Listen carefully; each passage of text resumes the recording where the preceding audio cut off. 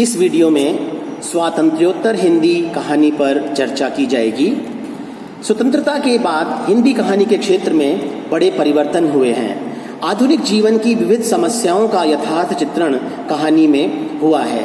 इन समस्याओं में मध्य वर्गीय, निम्न वर्गीय व्यक्ति की अपने विकासार्थ किए जाने वाले यत्नों में उत्पन्न होने वाले अवरोधों और संकटों से लेकर उच्च वर्गीय व्यक्तियों के जीवन में विद्यमान विसंगति, कुंठा आदि तक की बातें सम्मिलित हैं। शहरी जीवन की संकुलता में व्यक्ति का अकेलापन, उद्योगरत नारी के विविध पक्षीय संबंध और उनसे उत्पन्न होने वाली कठिनाइयाँ, शिक्षितों की निरुद्योग समस्या, राजनीतिक भ्रष्टाचार, परिवारों का विघटन आदि अनेक विषय इन कहानियों में वर्णित हैं। शैली की दृष्टि से भी विविध प्रयोग किए गए हैं। लेखक संख्या, रचना परिमाण, विषय क्षेत्र की व्याप्ति, शैली भेद, कथ्य की विविधता आदि सभी दृष्टियों से आज का कहानी साहित्य विशाल हो गया है। इसका संक्षिप्त विवेचन भी अधिक स्थानग्राही होगा।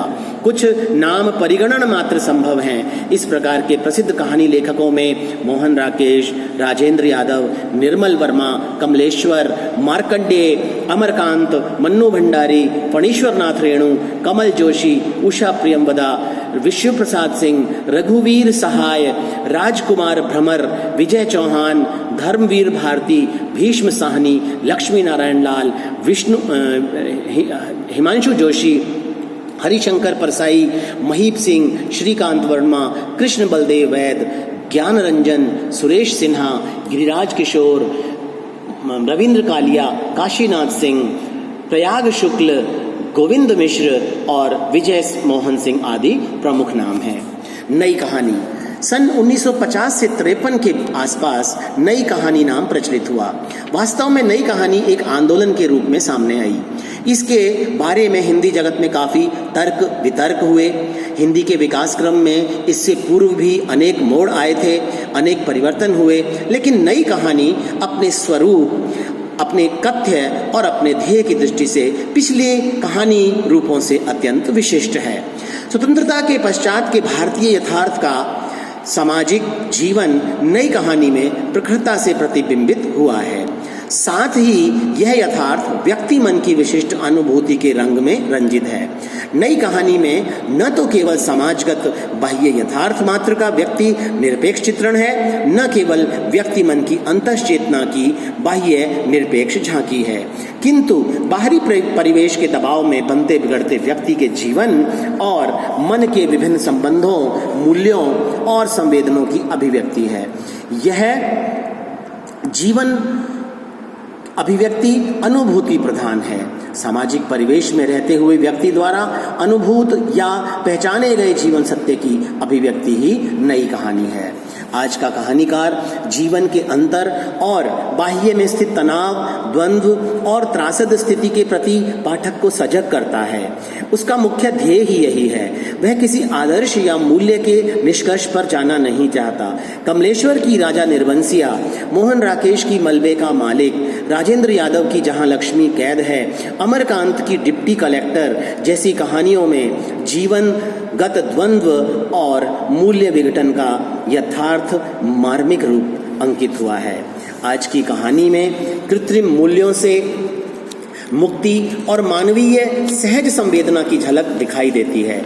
इसमें नए ढंग का आक्रोश है, मुक्त चिंतन है, अपने युग के प्रति विशेष सजगता है, समस्त मानवीय मूल्यों के प्रति नवीन दृष्टि है और साथ ही साथ आधुनिकता का बोध है।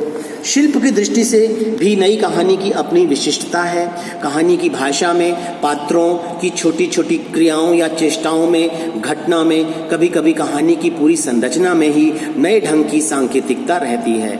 नए ढंग के बिंब विधान, नई भाषा शैली, नए उपमान और मुहावरे आदि में विशेषता दिखाई पड़ती है।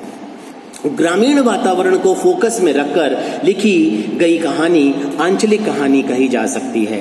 फणीश्वर नाथ रेणु की तीसरी कसम, ठुमरी, लालपान की बेगम, रसपिरिया, शैलेश मटियानी की प्रेत मुक्ति, माता, भस्मासुर, दो सुखों का एक सुख, शिव प्रसाद सिंह की नीच जात, धारा, मुर्दा सराय, अंधेरा हंसता है, मार्कंडेय की हंसाबाई, अकेला, भूदान, शेखर जोशी की तर्पण, राजेंद्र अवस्थी की अमरबेल, लक्ष्मी नारायण लाल की माघ मेले का ठाकुर, रामदर्श मिश्र की एक औरत एक जिंदगी आदि इस वर्ग की कहानियां हैं। ग्रामीण जीवन की समस्याएं, ग्रामीण परिवेश, वहाँ की बोलीबानी आदि की विशेषताएं इन कहानियों को विशिष्ट बनाती हैं।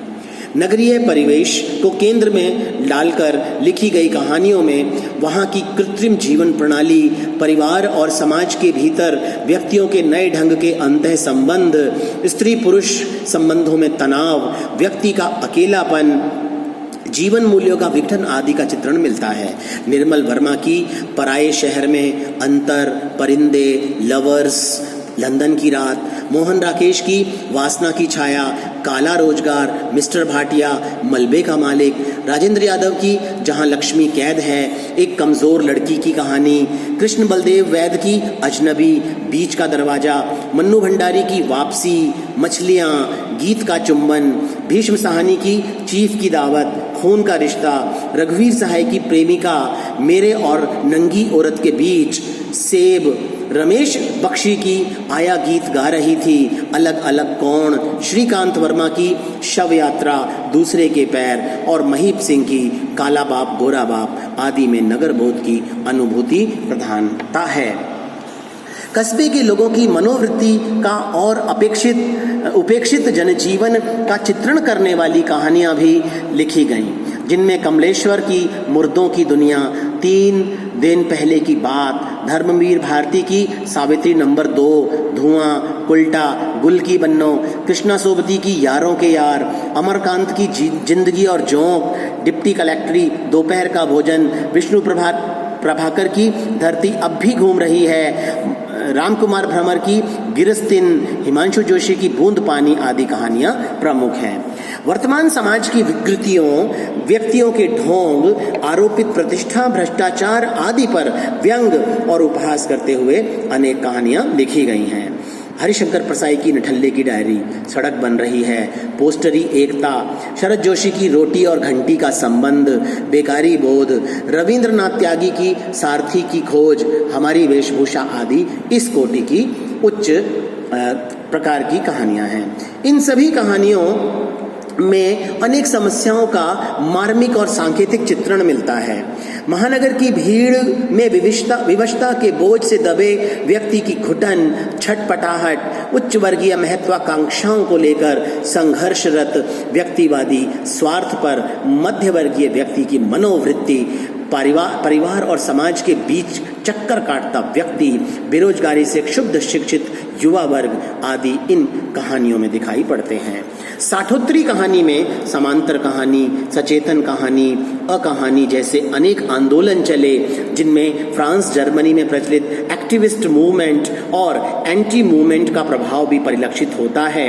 इन आंदोलनों से कमलेश्वर, गंगा प्रसाद विमल, महीप सिंह, रविंद्र कालिया, ज्ञान रंजन, परेश आदि प्रत्यक्ष अपरोक्ष रूप से संबद्ध रहे हैं।